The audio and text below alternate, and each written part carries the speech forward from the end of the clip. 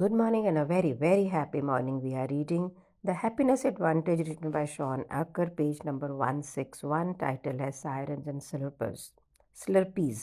जो लिखता आइडिया बहुत अच्छा नहीं है पर बहुत ही इफ़ेक्टिव है और एक मूवी जो है जो होमर्स की ओडिसी से वो एक एग्जाम्पल देता है कि जो शिप का कैप्टन है जिस वक्त वो शिप चला रहा है ना तो को बहुत ही विमेन की सिडक्टिव वॉइसेस सुनाई दे रही थी जिसका ये पता था कि वो उसको डेथ की तरफ ले जाएगी और उसे ये भी मालूम था कि वो रेजिस्ट नहीं कर पाएगा इसको। तो उसने अपने आदमियों को बोला कि वो शिप के मास्ट से उसको बांध दे खुद को ताकि वो शिप को सेफली आगे सेल करके ले जाए, ताकि अगर विल पावर उसको फेल करती है तो भी यहाँ पे एक एक्टिवेशन एनर्जी रहेगी जो उसमें और पाथ ऑफ टेम्पटेशन के बीच में, क्योंकि वो बंधा हुआ है। ये स्टोरी 2000 साल पहले की और अभी 2000 साल बाद में जो मूवी है कन्फेक्शंस ऑफ अ शॉपोहोलिक, वहाँ पर जो एक्ट्रेस है वो अपने क्रेडिट कार्ड को बर्फ़ की ब्लॉक के फिज़िकली उसके बीच में जमा देती है ताकि वो इम्पल्सिव बाइंग ना कर सके। सारी बातें आपको बहुत ही एग्जैजरेटेड लग रही होंगी, लेकिन फाइनेंशियल एडवाइज़र्स एक्चुअली में रिकमेंड करते हैं कि जो लोग सेल के सायरन को रिजिस्ट नहीं कर पाते हैं वो अपने क्रेडिट कार्ड्स को अपने घर में ही छोड़ कर जाएँ सेफली, ताकि वो उनकी रीच से बाहर रहे। राइटर कहता है मेरी भाग्यशाली हूँ कि मेरी शॉपिंग मेरी वीकनेस नहीं रही, लेकिन हाँ टेलीविज़न मेरी वीकनेस रही है। गूगल की एक सर्च है जिसके अंदर ये बताया गया है कि एक एवरेज अमेरिकन 5 से 7 घंटे रोज़ टीवी देखता है। मैं तकरीबन 3 घंटे एक टाइम था जब देख रहा था और ये मेरी प्रोडक्टिविटी को बहुत ही कम कर रहा था और मेरे रियल लाइफ फ्रेंड्स के साथ में मैं उठ बैठ नहीं रहा था। मैं टीवी कम देखना चाह रहा था, लेकिन हर बार जब मैं काम से घर आता था मैं बिल्कुल थका हुआ होता था अपनी टीचिंग की जॉब से। तो ये बहुत आसान था कि काउच पे बैठे प्रेस ऑन बटन किया और टीवी देखना शुरू किया। तो मैंने अपने ऊपर एक एक्सपेरिमेंट करने की कोशिश की। मैंने रिमोट कंट्रोल में से बैटरीज निकाली और उन बैटरीज को मुझसे 20 सेकंड दूर कर दिया और उसको मेरे बेडरूम के ड्रॉर में डाल दिया। तो क्या आपको लगता है कि ये मेरी टीवी देखने की हैबिट को कम कर देगी?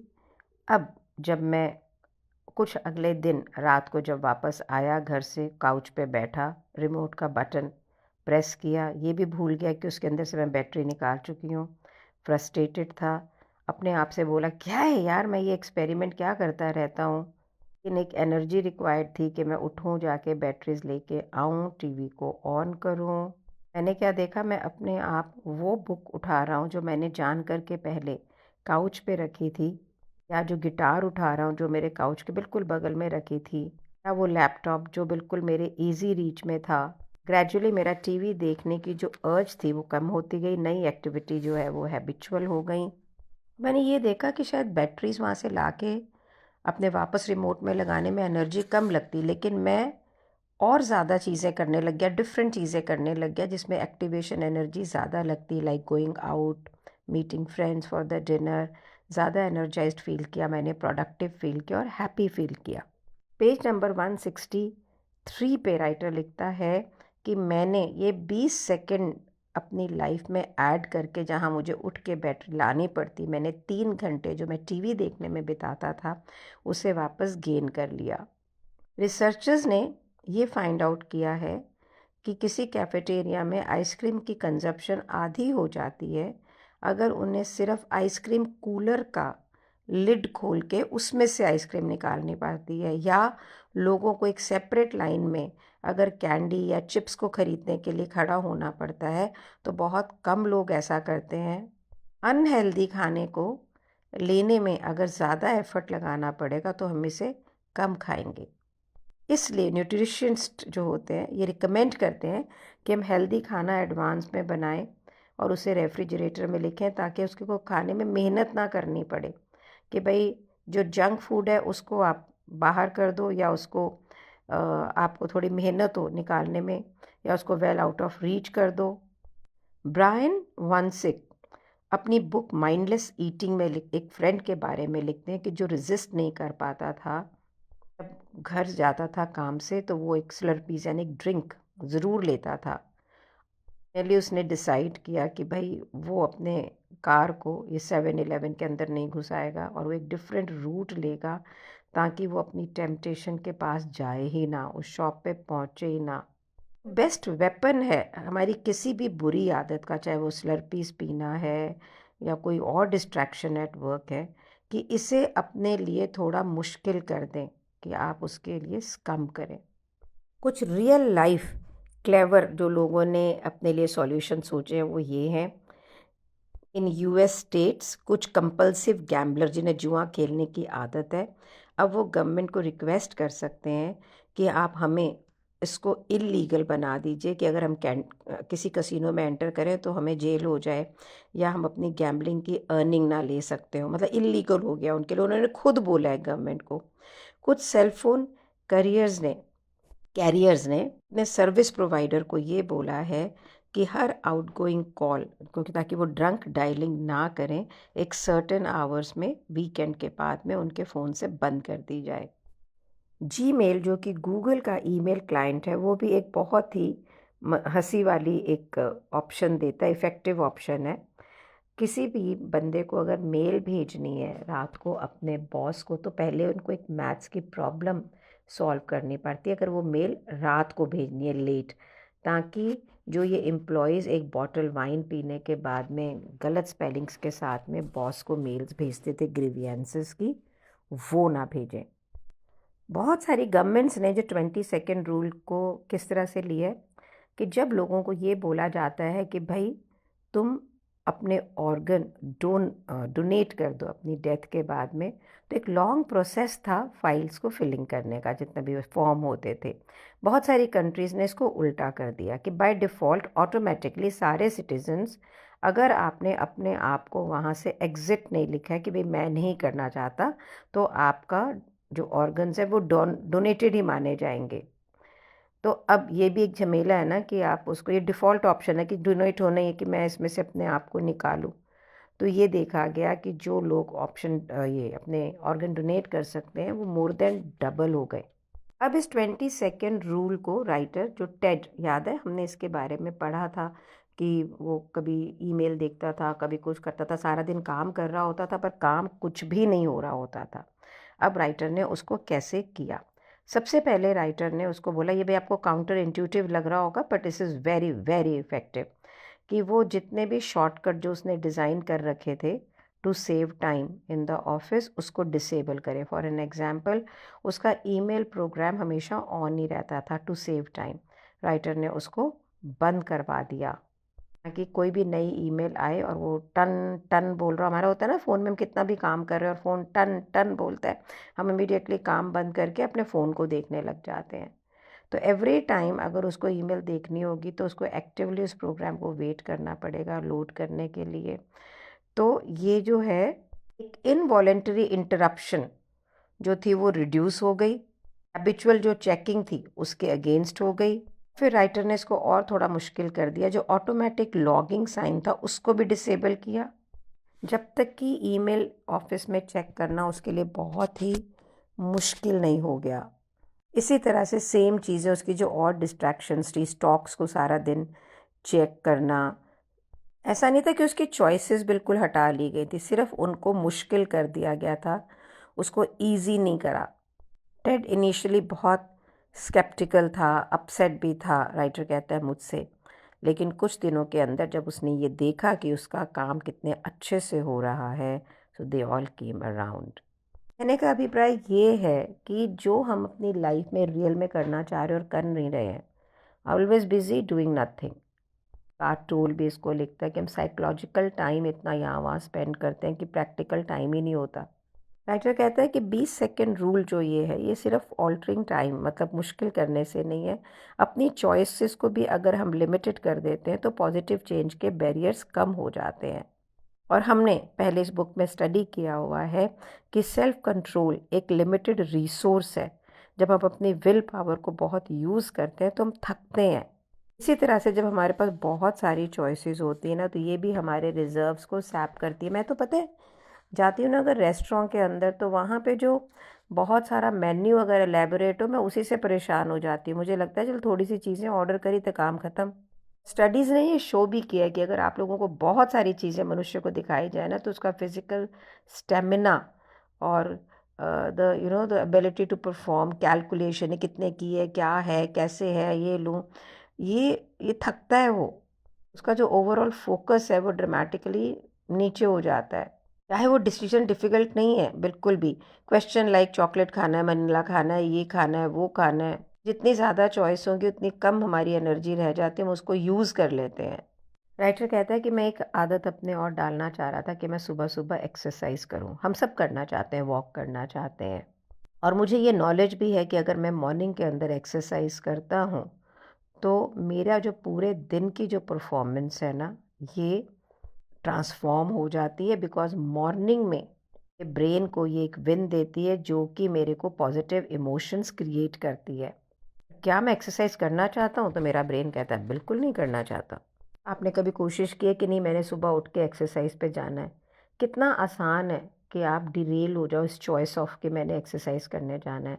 अलार्म क्लॉक बजी, फिर आपने उसको बंद कर दिया।